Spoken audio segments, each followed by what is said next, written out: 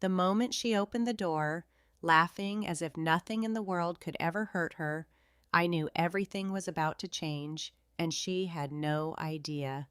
It was nearly midnight when I heard the sound of her heels clicking across the porch. That familiar rhythm used to make me smile. Tonight, it only made my jaw clench. I sat quietly on the couch with the lights dimmed, the room feeling colder than usual. I didn't move when she stepped inside. "Babe," she called, her voice cheerful and playful. "You're still awake? Missed me already?" Aisha Khan, my wife of 3 years, was confident, charming, and always the center of attention. She set her purse on the table and slipped off her heels, expecting me to get up, walk over, and kiss her forehead like I always did. But I didn't. Instead, I looked at her, really looked at her for the first time in a long while. Her makeup was slightly smudged, her perfume was stronger than usual, and that smile, it felt practiced. "You're late," I said quietly. She paused for a brief moment before shrugging. "Girls' night went longer than expected. You know how it is." I nodded slowly. I did know, or at least I thought I did. "Did your phone battery die too?" I asked, keeping my voice calm. She blinked. "Yeah, why?" I reached toward the coffee table, picked up my phone, and turned the screen to face her. Her smile disappeared. On the screen was a photo. It wasn't blurry or unclear. It was perfectly captured. Aisha was sitting close, far too close, to a man I had never seen before. His hand rested casually on hers, and their faces leaned toward each other as if they were sharing secrets meant for no one else. Silence filled the room. Her lips parted, but no words came. "I wasn't expecting the usual tonight," I said, my voice steady but cutting. "So I figured I'd try something different too." "Amir, I can explain," she whispered at last, taking a step toward me. I stood up, creating space between us. "Then explain." She hesitated, her eyes briefly shifting toward the door as though she were searching for a way out. "It's not what it looks like." I let out a dry, humorless laugh. "That excuse is older than our marriage." "It was just a friend," she replied quickly. "We were only talking." "Do friends hold hands like that?" I interrupted. Her silence gave me all the answer I needed. I walked past her and picked up a thick, sealed envelope from the kitchen counter.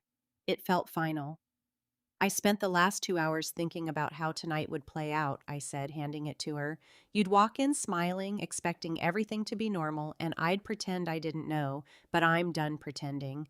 Her hands shook as she accepted the envelope. "What is this?" "Open it."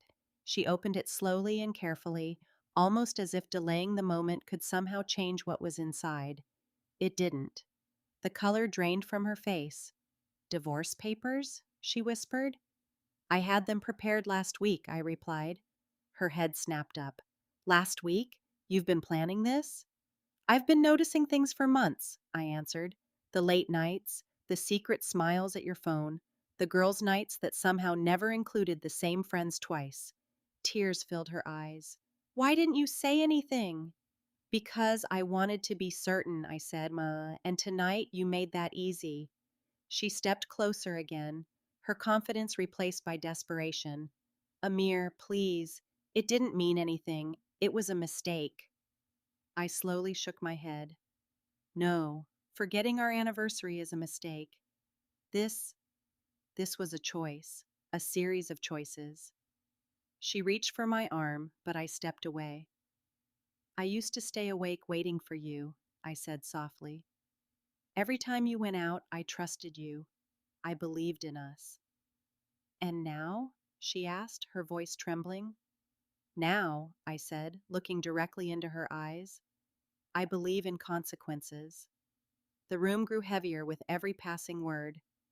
"You don't have to sign them tonight," I added, my voice calmer now. "Take your time, but understand this. The man you expected to find when you walked through that door tonight is gone." She looked down at the papers, then back at me, as though she were staring at a stranger. Maybe she was, because the man who used to welcome her home with warmth, love, and unquestioning trust disappeared somewhere between her lies and that photograph. And tonight, for the first time, I welcomed her home with the truth. Before you go, if you enjoyed this story, don't forget to like the video and subscribe to the channel. Your support helps me continue creating more powerful, emotional, and relatable stories like this. Turn on the notification bell so you never miss a new upload, and let me know in the comments what would you have done in this situation.